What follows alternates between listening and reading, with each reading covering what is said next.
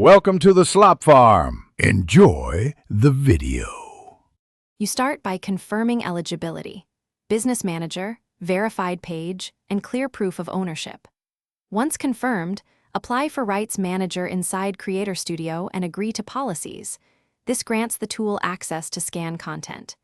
You will upload representative files or URLs so Facebook can fingerprint your assets, and you'll set ownership details and contact information. Make sure to organize your proof, copyright registrations, or original masters, because Rights Manager uses them to validate claims and once your library is populated, you create detection rules and specify what happens when matches appear.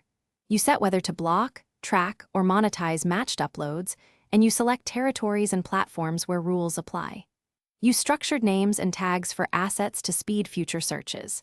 Then configure match sensitivity and matching windows so you avoid false positives.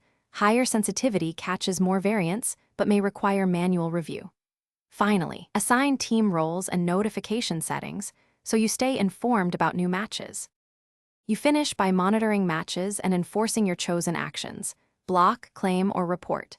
When a match appears, review metadata and preview clips to confirm the match, then proceed with takedown or monetization.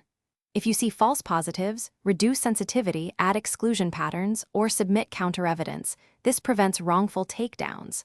Make sure to log communications and timestamps for disputes. One troubleshooting tip: if scanning misses content, re-upload a higher quality reference file and reprocess the asset to improve fingerprint accuracy. Thanks for watching. Consider subscribing if we helped you today.